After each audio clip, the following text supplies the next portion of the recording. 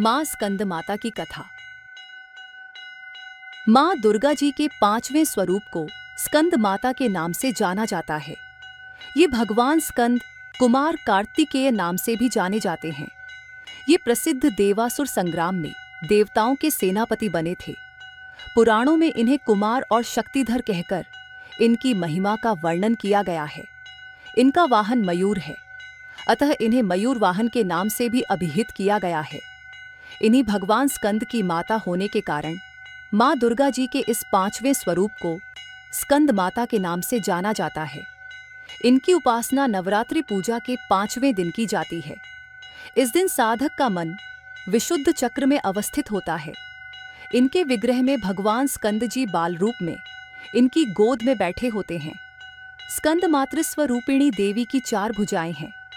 ये दाहिनी तरफ की ऊपर वाली भुजा से भगवान स्कंद को गोद में पकड़े हुए हैं और दाहिनी तरफ की नीचे वाली भुजा जो ऊपर की ओर उठी हुई है उसमें कमल पुष्प है। बाईं तरफ की ऊपर वाली भुजा वरमुद्रा में तथा नीचे वाली भुजा जो ऊपर की ओर उठी है उसमें भी कमल पुष्प लिए हुए हैं। इनका वर्ण पूर्णतः शुभ्र है। ये कमल के आसन पर विराजमान रहती है। इसी कारण से इन्हें पद्मासना देवी भी कहा जाता है। सिंह भी इनका वाहन है। नवरात्र पूजन के 5वें दिन का शास्त्रों में पुष्कल महत्व बताया गया है। इस चक्र में अवस्थित मन वाले साधक की समस्त बाह्य क्रियाओं एवं चित्त वृत्तियों का लोप हो जाता है। वह विशुद्ध चैतन्य स्वरूप की ओर अग्रसर हो रहा होता है।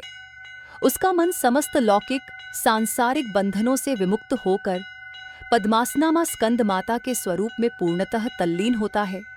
इस समय साधक को पूर्ण सावधानी के साथ उपासना की ओर अग्रसर होना चाहिए। उसे अपनी समस्त ध्यान वृत्तियों को एकाग्र रखते हुए साधना के पथ पर आगे बढ़ना चाहिए। मां स्कंद माता की उपासना से भक्त की समस्त इच्छाएं पूर्ण हो जाती हैं। इस मृत्युलोक में ही उसे परम शांति और सुख का अनुभव होने लगता है। उसके लिए मोक्ष का द्वार स्वयमेव सुलभ हो जाता है। स्कंद माता की उपासना से बाल रूप स्कंद भगवान की उपासना भी स्वयमेव हो जाती है। ये विशेषता केवल इन्हीं को प्राप्त है। अतः साधक को स्कंद माता की उपासना की ओर विशेष ध्यान देना चाहिए। सूर्यमंडल की अधिष्ठात्री देवी होने के कारण इनका उपासक अलौकिक तेज एवं कांति से संपन्न हो जाता है। एक अलौकिक प्रभा मंडल अदृश्य भाव से सदैव उसके चतुर्दिक परिव्याप्त रहता है। ये प्रभा मंडल प्रतिक्षण उसके योगक्षेम का निर्वहन करता रहता है। अतः हमें एकाग्र भाव से मन को पवित्र रखकर मां की शरण में आने का प्रयत्न करना चाहिए।